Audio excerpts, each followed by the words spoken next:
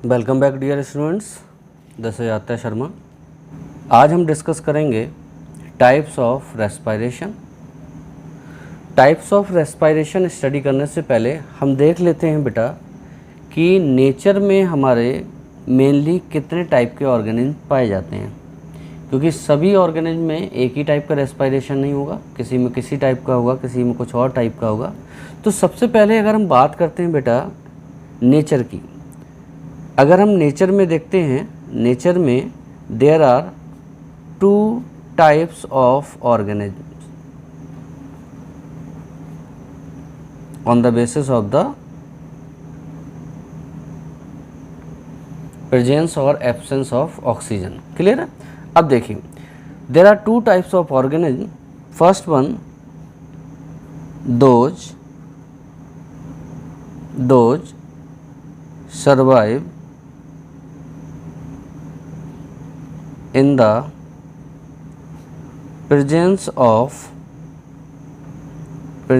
of oxygen। ऐसे organism जो oxygen में सर्वाइव करते हैं कॉल्ड एरोब्स। इनको बेटा हम कहते हैं एरोब्स। क्लियर है? मतलब जितने भी ऑर्गेनिज्म ऑक्सीजन की प्रेजेंस में ही सर्वाइव करते हैं उनको हम एरोब्स कहते हैं। इसमें आपके यूनिसेलुलर ऑर्गेनिज्म भी आएंगे और मल्टीसेलुलर ऑर्गेनिज्म भी आएंगे। दूसरे हमारे होते हैं बेटा those survive in the absence of oxygen. ऐसे ऑर्गेनिज्म जो ऑक्सीजन की एब्सेंस में सर्वाइव करते हैं, दीज आर कॉल्ड एज एनएरोब्स, और इनको हम कहते हैं बेटा एनएरोब्स। क्लियर हुआ या नहीं हुआ? जो ऑक्सीजन में सर्वाइव कर रहे हैं वो एरोब्स होते हैं, और जो ऑक्सीजन में सर्वाइव नहीं कर रहे हैं वो हमारे एनएरोब्स होते हैं। कुछ एग्जांपल मैं आपको दे देता हूँ। East, that is the unicellular fungus. दूसरे हमारे होते हैं बेटा इंटरनल पैरासाइट्स। जैसा कि आपको मालूम है, पैरासाइट्स हमारे वो ऑर्गेनिज्म होते हैं जो कि किसी लिविंग ऑर्गेनिज्म पर क्या करते हैं बेटा, फीड करते हैं। ठीक है ना? और जो बॉडी के अंदर पैरासाइट्स हमारे पाए जाते हैं उनको हम कहते हैं बेटा इंटरनल पैरासाइट्स। क्लियर है? ये भी हमारे एनएरोब्स होते हैं और ऑक्सीजन की एब्सेंस में ही सर्वाइव करते हैं। थर्ड वन हमारा एग्जाम्पल मिलता है, कुछ हमारे बैक्टीरिया भी हैं बेटा जिनको हम कहते हैं बेटा एनएरोबिक बैक्टीरिया। बैक्टीरिया हमारे दोनों ही टाइप के होते हैं, एरोबिक भी होते हैं जो ऑक्सीजन में भी सर्वाइव होते हैं, और कुछ बैक्टीरिया हमारे ऐसे भी होते हैं जो ऑक्सीजन की एब्सेंस में सर्वाइव करते हैं। तो जब नेचर में हमारे ऑक्सीजन की प्रेजेंस और ऑक्सीजन की एब्सेंस पे सर्वाइव करने वाले 2 टाइप के ऑर्गेनिज्म होते हैं, तो उनमें रेस्पिरेशन भी 2 टाइप्स का हो जाता है। क्लियर है कि नहीं? तो there are 2 types of respiration found in organisms।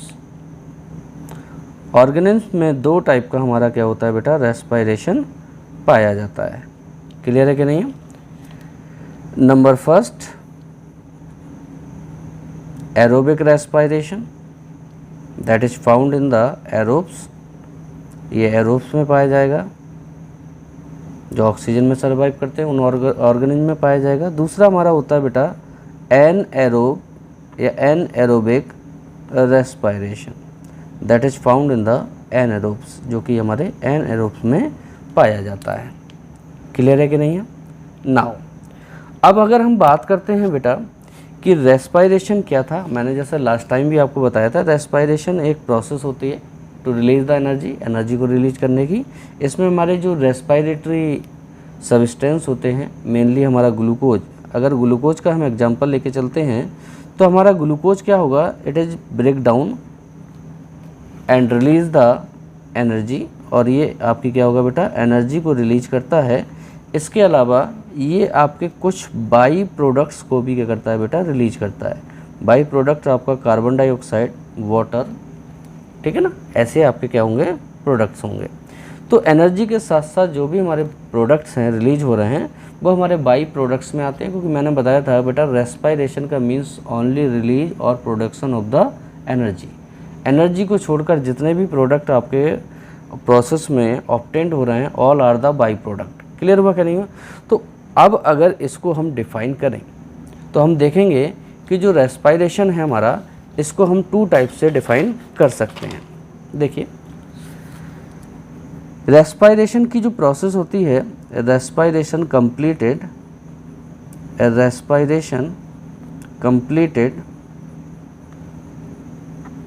Into 2 steps. ये हमारा 2 स्टेप्स में कंप्लीट होता है। फर्स्ट स्टेप हमारा होता है बेटा ग्लाइकोलाइसिस। ग्लाइको मीन्स होता है बेटा आपका glucose, that is the glucose, and lysis means होता है ब्रेकडाउन। ग्लूकोज का ब्रेकडाउन होना, that is called the glycolysis. Second part और second step that is the aerobic और या फिर एनएरोबिक रेस्पायरेशन। तो आप कहेंगे बेटा रेस्पायरेशन चाहे आपका एरोबिक हो या एनएरोबिक हो, first step is always glycolysis. Glycolysis दोनों ही टाइप के हमारे रेस्पायरेशन में पाया जाएगा। अब देखिए इसका एक फ्लो डायग्राम बना लेते हैं और इसको आसानी से समझ लेते हैं। सबसे पहले देखिए that is the glucose. Glucose पहले एंटर करता है ग्लाइकोलाइसिस में। तो ग्लूकोज हमारा जब ग्लाइकोलाइसिस में एंटर करता है मींस ब्रेकडाउन ऑफ ग्लूकोज। तो ग्लूकोज हमारा भी कॉम्प्लेक्स फॉर्म है एक तरीके से, और जब ये आपका ब्रेकडाउन होता है तो ये सिंपलेस्ट फॉर्म में चेंज होता है and form the 2 molecules of pyruvic acid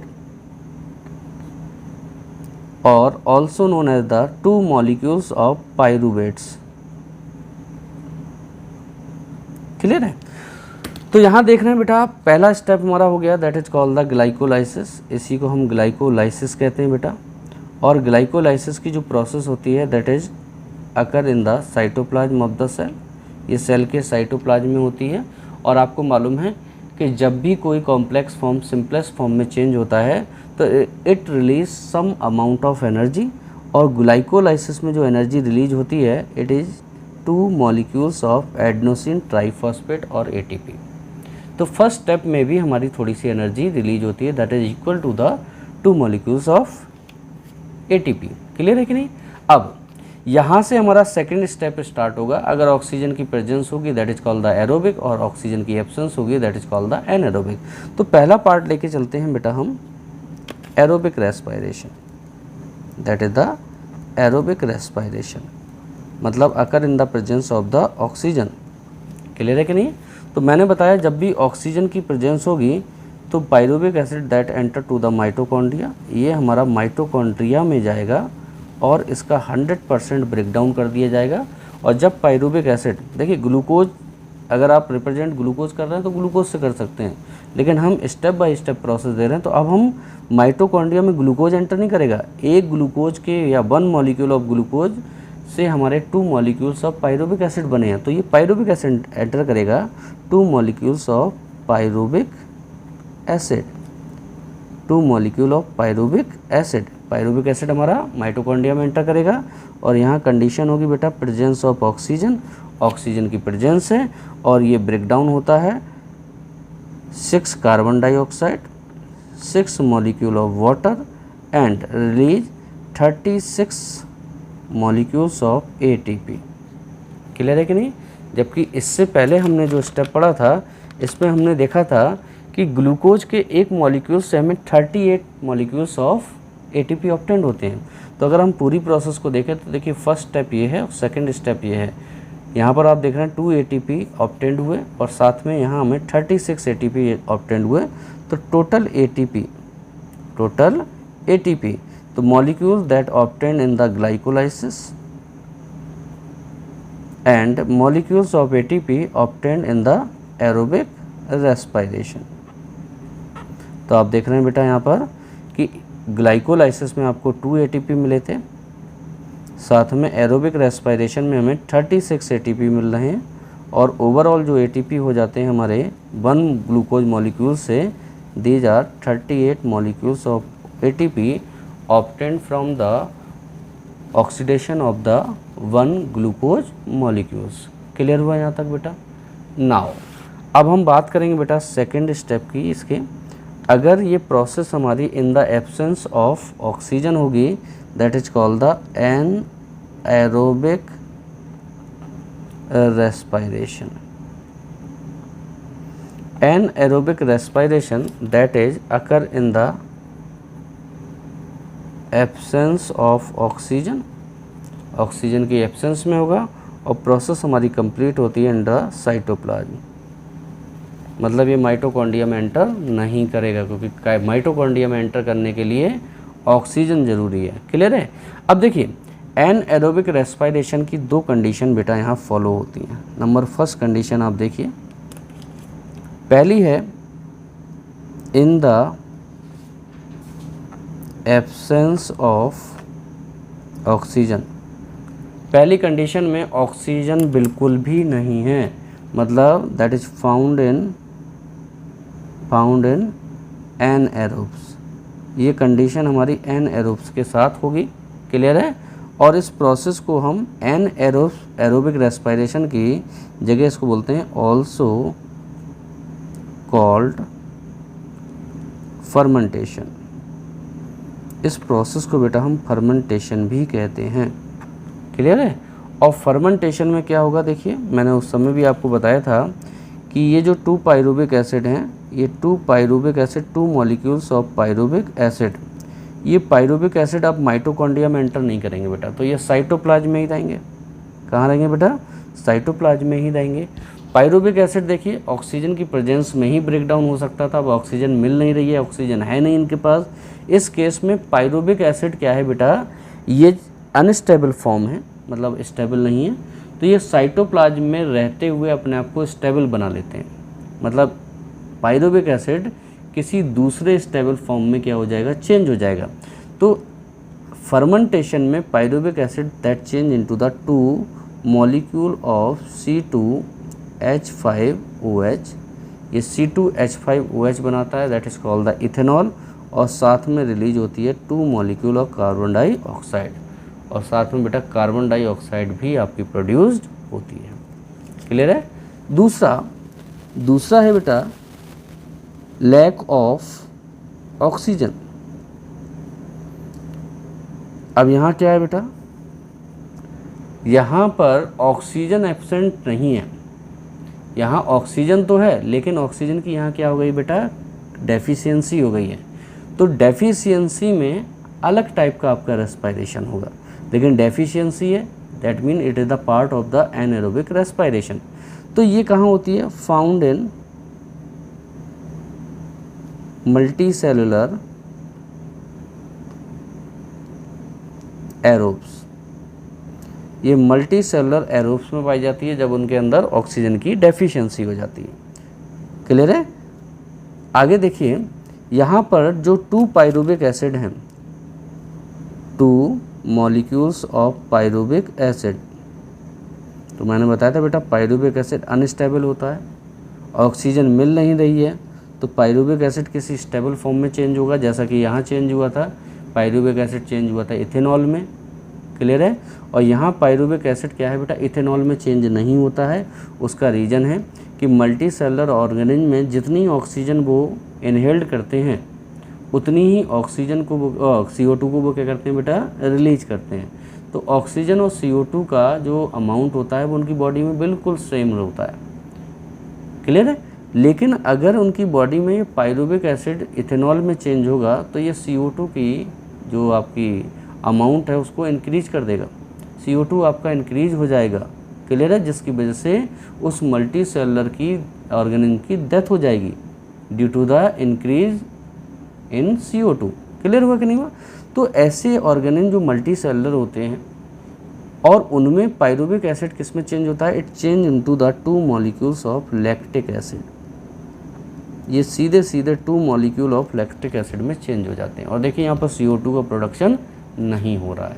अगर CO2 बनेगा तो CO2 ज़्यादा होने की वजह से उस ऑर्गेनिज्म की, उस एरोब्स की डेथ हो जाएगी। क्लियर हुआ? अब इनको जल्दी से हम डिफाइन कर लेते हैं बेटा, इनको डिफाइन कर लेते हैं। First one that is the aerobic respiration. जैसा कि हम ऑलरेडी डिस्कस कर चुके हैं बेटा, एरोबिक रेस्पिरेशन में it occur inside the mitochondria. ये प्रोसेस आपकी माइटोकॉन्ड्रिया के अंदर होती है। पहली चीज़ याद रखना है बेटा, ऑलवेज फाउंड इन एरोब्स। ये जितने भी आपके एरोब्स होते हैं उनमें पाया जाता है। इस प्रोसेस में क्या होता है बेटा, in this process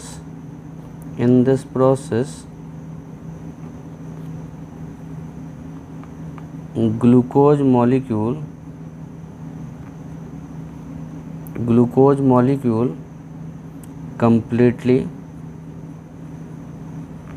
completely oxidized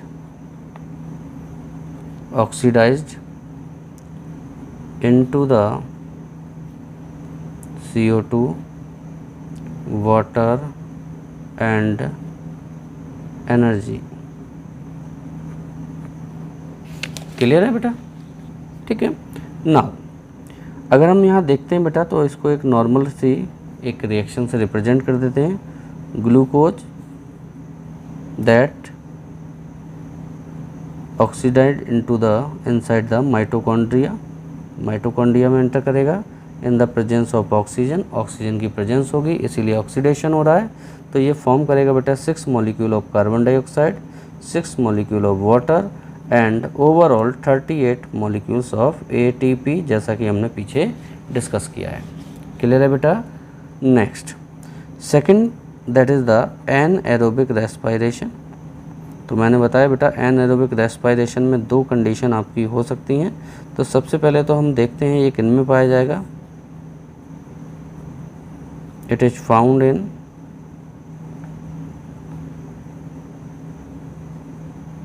aerobes as well as anaerobes. ये दोनों ही टाइप के ऑर्गेनिज्म में होगा। एरोब्स में होगा तो ये लैक ऑफ ऑक्सीजन होगा, एनारोब्स में होगा तो completely absence of oxygen, that is called the fermentation. Fermentation को रिप्रेजेंट करेगा। क्लियर है कि नहीं? Next one that is the it occur in cytoplasm. मैंने बताया था बेटा आपको कि माइटोकॉन्ड्रिया में एंटर करने के लिए ऑक्सीजन की होना ज़रूरी है, ऑक्सीजन की प्रेजेंस होना ज़रूरी है। लेकिन यहाँ ऑक्सीजन है या है तो कम है या फिर कम्प्लीटली एब्सेंट है, इसलिए साइटोप्लाज्म में ही रहेगा और अपने आप को चेंज कर लेगा। Now the process in this type of process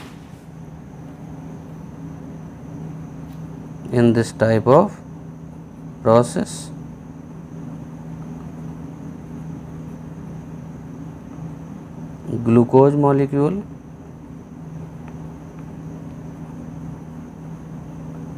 partially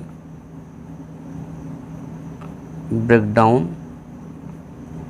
and release a small amount of energy। और थोड़ी सी आपकी क्वांटिटी में क्या होता है बेटा, एनर्जी का प्रोडक्शन होता है। क्लियर है? तो इसके मैंने 2 आपकी कंडीशन बताए। पहला क्या है बेटा, completely absence of oxygen, that is the fermentation। तो मैंने आपको बताया था बेटा फर्मेंटेशन में जो ग्लूकोज मॉलिक्यूल है ये आपका साइटोप्लाज्म में ही रहेगा। साइटोप्लाज्म में रहने के बाद यहाँ पर आपका एब्सेंस ऑफ ऑक्सीजन होगा और ग्लूकोज मॉलिक्यूल फर्मेंटेशन में चेंज हो जाता है into the 2C2H5OH, that is called the ethanol. Ethanol में चेंज हो जाता है और साथ में बनाता है 2 molecule of carbon dioxide. Now second मैंने आपको पार्ट बताया था इसका,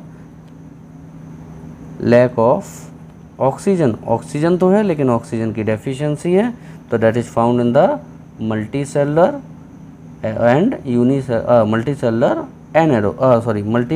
aerobes, that is found in the multicellular aerobes.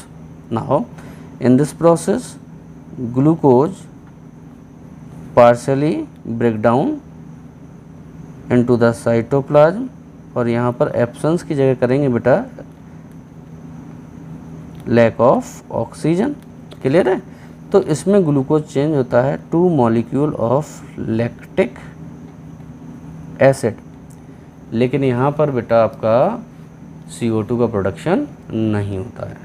I hope बेटा ये आपका क्लियर हो गया होगा topic. Thank you, have a nice day.